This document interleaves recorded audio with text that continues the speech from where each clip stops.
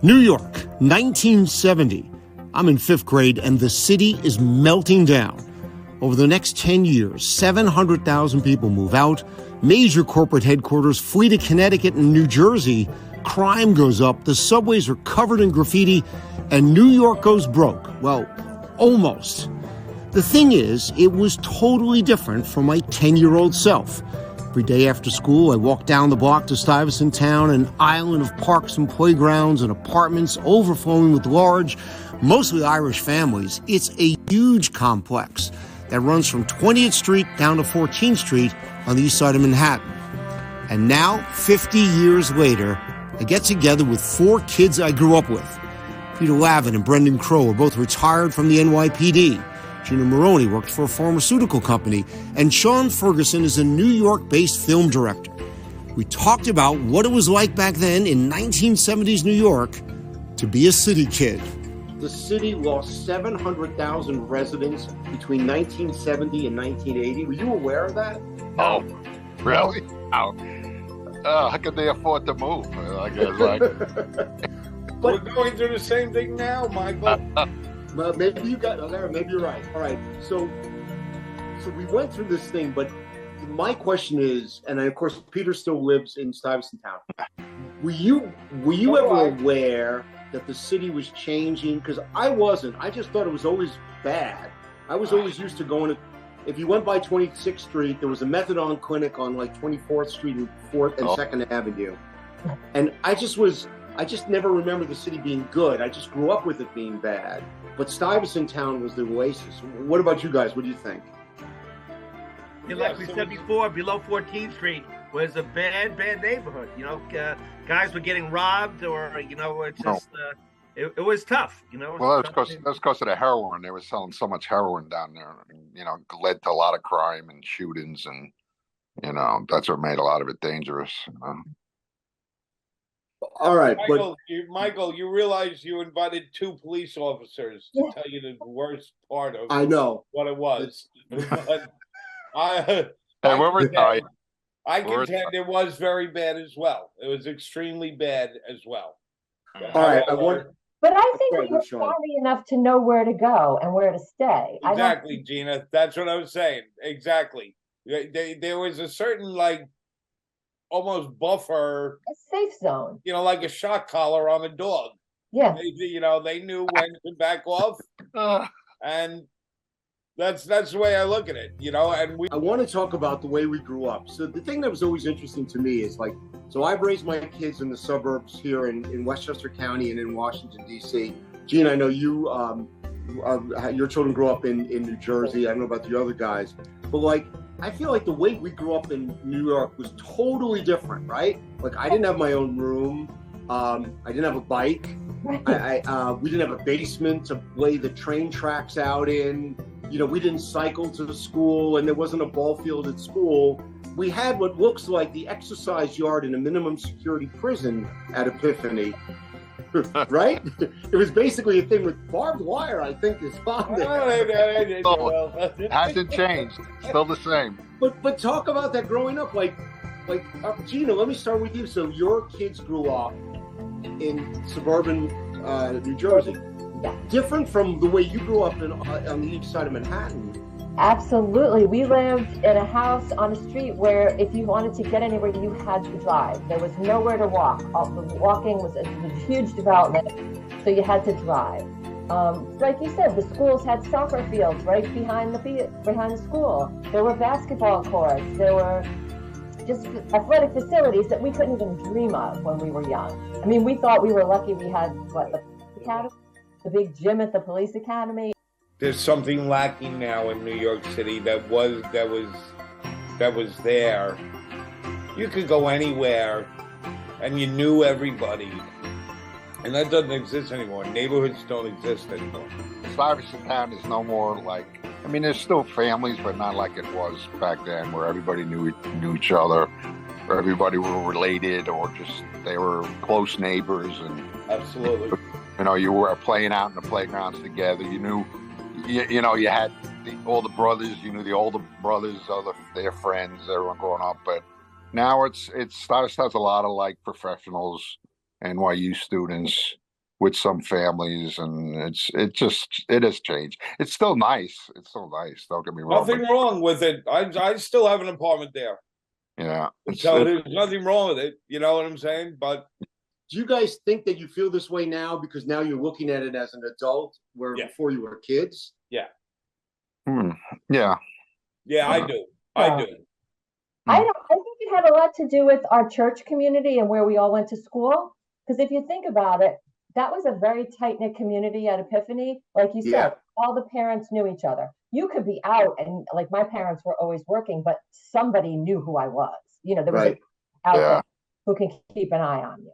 Oh, which wasn't always a good thing, Gina, because they kept an eye on you, and then when you got home, your mother yelled at you. You know, somebody else saw you doing so on the grass or whatever. That happened to me. Go on the grass. So think of Stuyvesant Town. It was a little bit Nazi-like, but back in our day, now they live down there on the blasphemy. If you went on the oval grass, now there's people sunning themselves.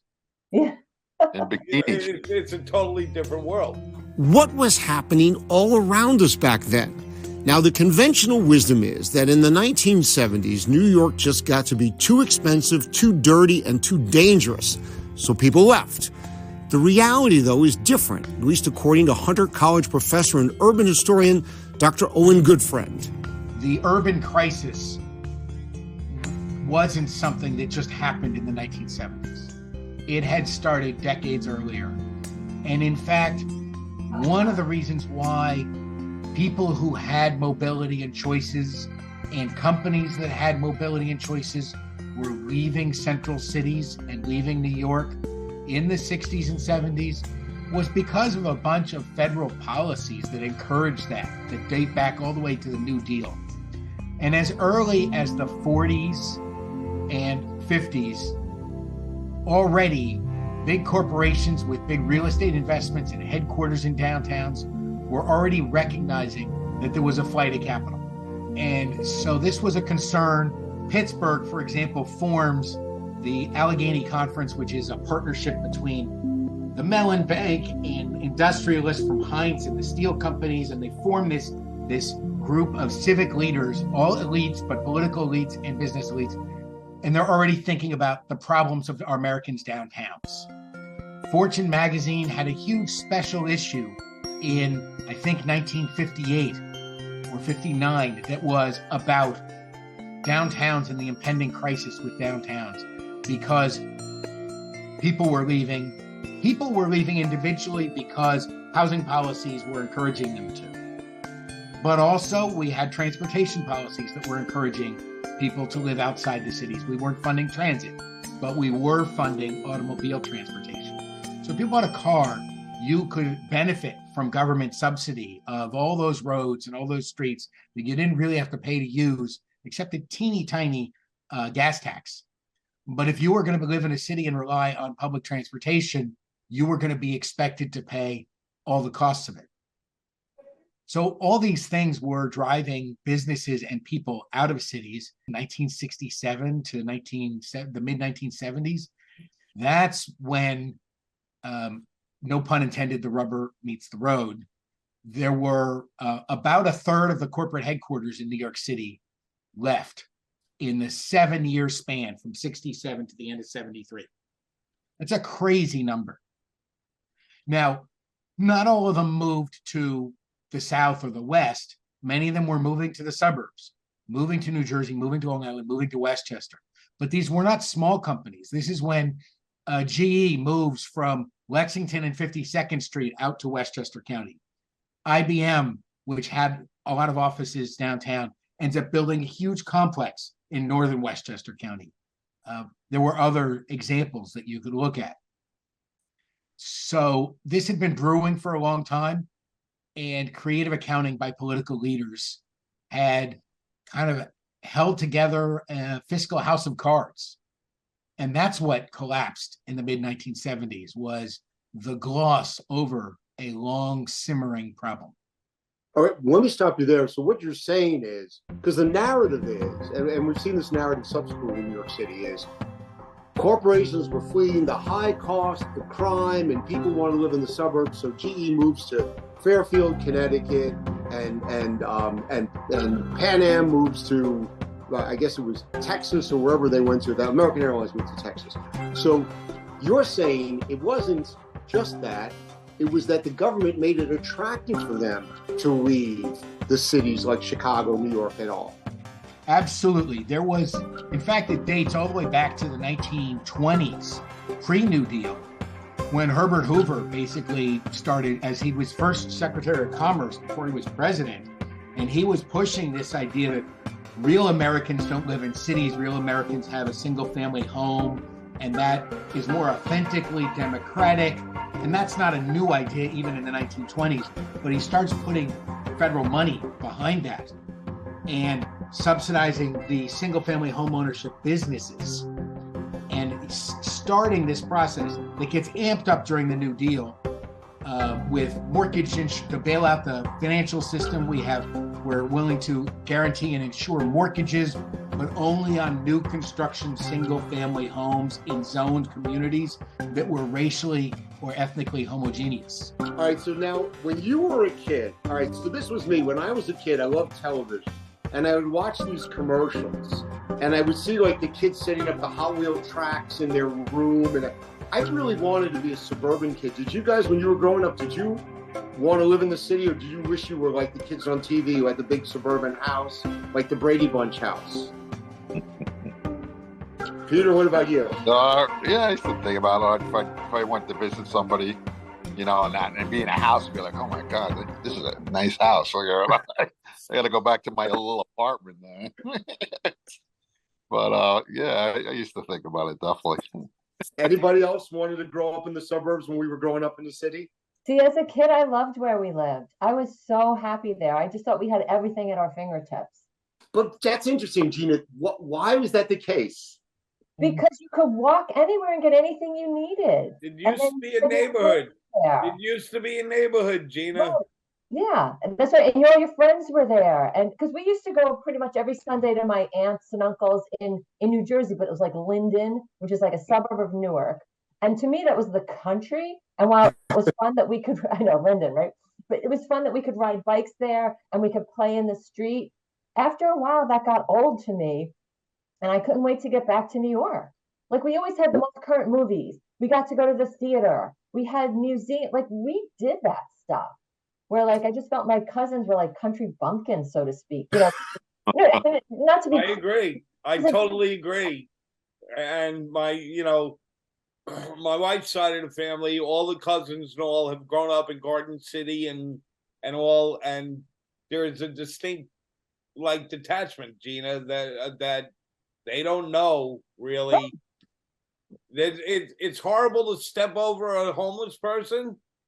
But it makes you think about life, even when you're 8 years old. You know what I'm saying? It's yeah. And I think there's education you can't get. Right. We have skills that the kids who grew up in the suburbs just can't. You can't possibly teach them. I tried to teach my kids as much as I could. I brought them into New York a lot. My kids are very savvy, but they didn't grow up there. They had the suburban bubble around them. So I totally agree. You know, we were always going out, hanging out with friends, playing sports for hours and hours. Where our parents would give us the ball and say, "Come back in 8 hours." Go back for dinner, and you know, there's no. I mean, these days, so everything's organized. So my own kids played ice hockey. My daughter was a swimmer, but you know, there was always like classes, coaching, this.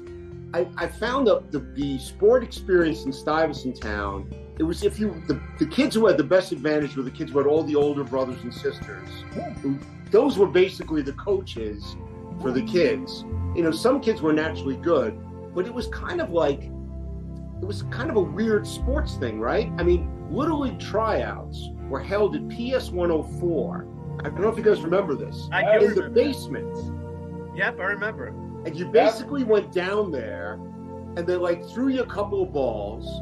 You threw a couple of balls back. And then God knows what backroom dealing was done to put you on a team. They threw you 10 balls. Okay.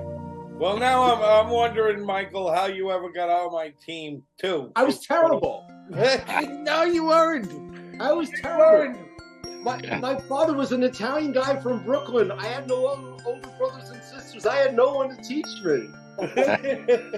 Nor did I, trust me. But we played sports that no kids play today. We played punch balls. We were the last generation to play punch ball. Yeah. We played touch football. When it snowed, we played tackle football in the playground. We played every kind of baseball, wiffle ball, stick ball, single double. We played everything. Every day we were constantly playing sports. That's why we had such great athletes. Sean, what a great baseball player. Peter was a great basketball player along with Gina. And Kelly Grant, he played basketball in Europe. We were playing sports all the time. So the people got to be very, very good athletes. A lot of good athletes in Stuyvesant. Brendan, that's because there was 4 children in every apartment. You were sent out with an egg sandwich if you were lucky, and 25 cents, and then you come back for dinner. That's what it was. Just look at the Dillon family, Michael. 2 bedrooms. 4 girls were in the master bedroom, 3 boys in the next bedroom, and the Mr. and Mrs. Dillon slept on the pull-out couch. There was a lot of those, Brendan. Yeah. There was a lot of those. Well, think of the Gaffneys, 10 kids in a 1-bedroom apartment and a German Shepherd. Oh, that beats my story. There you go. There you go. Do you remember Scully, the game we used to play? Oh, absolutely. Oh, sure. Yeah. Oh, 1 through 13 and back again. Yeah. We never You melted the crayon. You melted the crayon into the bottle cap. Right. And put it in the freezer. They taught all the kids in Branchburg how to play Scully. Did they really? It's a great game. Buddy. Right. But you know what I was just thinking about? That we had to kneel down. There was a Scully course in Epiphany, remember? Yes, I do. Yeah. Right.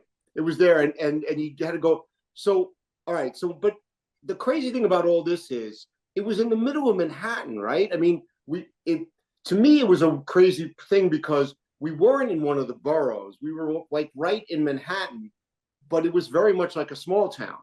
Right. Absolutely. Yep. And yet, and here's the other thing, like you guys point out, in Stuyvesant town, Sean said there were so many kids because the average family was like 3 kids, 4. Tommy Kineen and his family. How many people were in the Kineen family? And for 3 bedrooms, they had 6 kids, and it was crazy. It was never. They were always busting at the seams.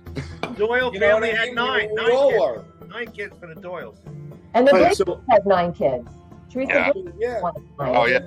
The Conordans, I don't know if you remember them, but there was a lot of people that had many, many kids.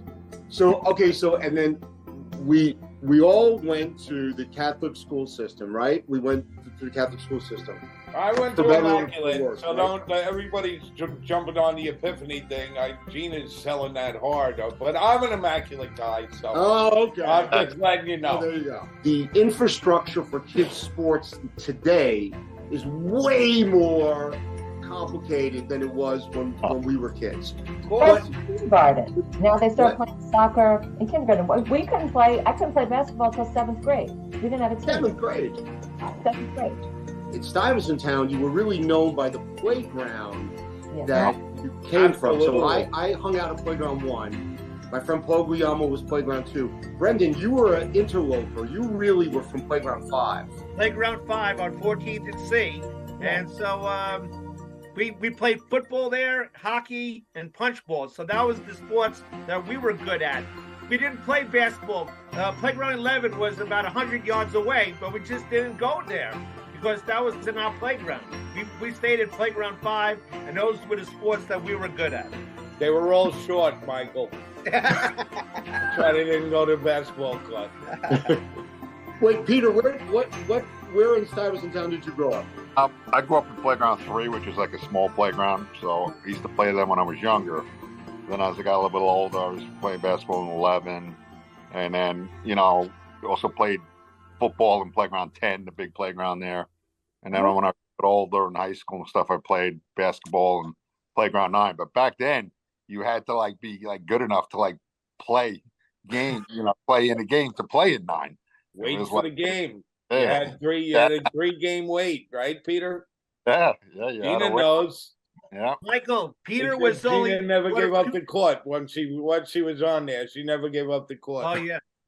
Yeah, so if you lost the game in Playground 9, you'd have to wait 45 minutes to get on. You went home. Some people went home. It's like not worth waiting. Wait, but remember, there were like some ghost playgrounds. I think there was like Playground 7. It was like a fake playground. No, that was hockey. That was hockey. That was for hockey. Well, they played hockey. Playground 7 was the mecca of hockey in Stuyvesant. Okay. Now a fitness playground. They made it into a fitness outdoor. Have you seen it, Michael? Playground, you wouldn't know. It looks like an outdoor gymnasium. It's fitness machines and all. I'm like, what happened? I go, that's on my M at my building. I'm like, what happened? Some of the things that we did in Stuyvesant Town, Gina, I don't know if you partook in this. Do you remember sticking the elevators? I do. Yeah, of course. Okay, Larry Sweat, he was the leader of that. You would take a wooden stick, put some tin foil around it, put it in the hole, and then we got to make the elevator go up and down. And it was one time we had the elevator on T. We brought it up to halfway up, and we opened the elevator. We threw snowballs at anybody who was in the elevator, and those people weren't too happy. Not dangerous. Not dangerous at all, though. Not dangerous at all. Not try this at home. It's absurd what we Good, did. clean fun. I know. And we used to go sketching all the time on the back of cars or Back buses. to the buses. You never see kids do that anymore. Thank goodness. Yeah. Well, you couldn't do it this year because there was no snow. Now, Michael, can I say bad stuff, Michael? Please, go ahead, Sean. Oh, okay. I don't know if you know the subway that comes out on 14th and 1st, right? Okay, sure. It comes up. So when it really snowed, when it used to snow, as you said, Michael, we went up to the roof. I think it's 270, whatever the address is, I don't know. But we went up to the roof, and we would make so many snowballs. We would take 2 or 3 of our coats off and make so many snowballs and pile them into the coat, right? And when the train got out and people were coming up, we just over 3 coatfuls of snowballs. Very, very nice kids we were. But anyway, good, clean fun. There was they weren't happy with us, but it was good, clean fun. All right. Thank you, Brendan. Thank you, Gina. Thank you, Sean. Gina, it was great to see you, Gina. Gina, everybody, great to see you. Thank you for Brendan, it's okay to see you, but Gina, it was great to see you for so long going. Michael, great to see you. You too. All right, guys. We'll play Scully tomorrow at 2 p.m. You do it. See you guys. After our conversation, we all got together for dinner in the old neighborhood, and we promised to do it again next year. I live in the suburbs now, but come down to Manhattan every day to anchor the morning news on WNBC.